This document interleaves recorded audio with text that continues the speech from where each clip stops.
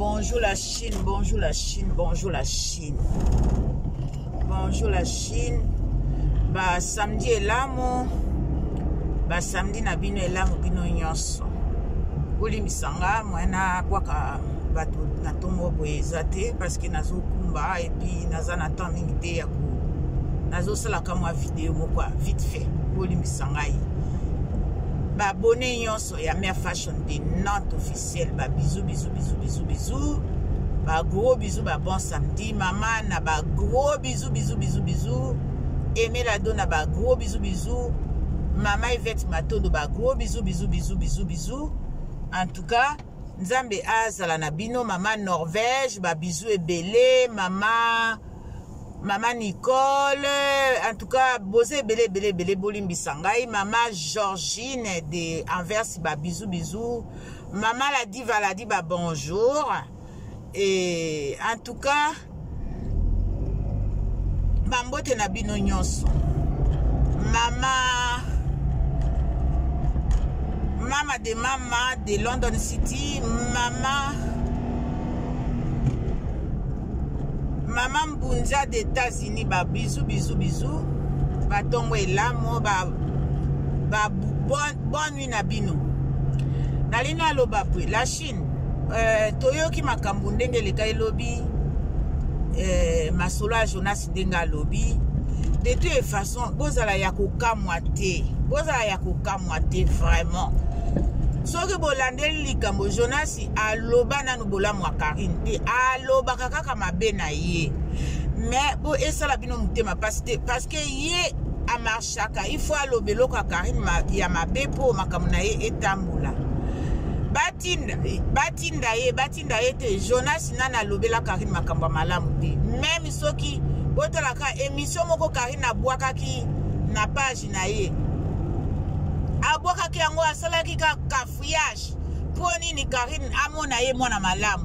Mais Jonas alingaka na ye Karine te boye bango. Même soki o bafuti ye. Parce que muto oya ako alingaka Karine akosala biloko ndenge wana te. Akoko sala biloko wana te oyo Jonas asalaka. Mais boki pete de toute façon Karine aza muto alobaka vérité. Soki papa Feli atie moi 6e. Papa Feli akoloba vérité, Karine pas akoloba vérité. Pour moi si wana depuis Kalawana, depuis Penza Kalawana, Karine ça fait soki nazo exagérer ou nazo se tromper. Ça fait 2 mois Karine azakuna na ndaku wana ou 2 mois et demi. Jusqu'à maintenant moi si wana pe akangaka motema atika kamuninga na ye a moi si adondo akana mobali na ndenge wana. Ata balobi boze tout lango ndenge nini. Donc la Chine tozala kaka calme. Ye mutu ayebi ye Jonas ayebi makambo alobi. Ye moko na Nzambe na ye. Soki pe batindi ye malamu na ye kaka.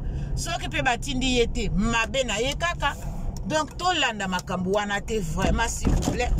Parce que eko memela biso eko pesa biso eloko te et puis eko apporter biso eloko te.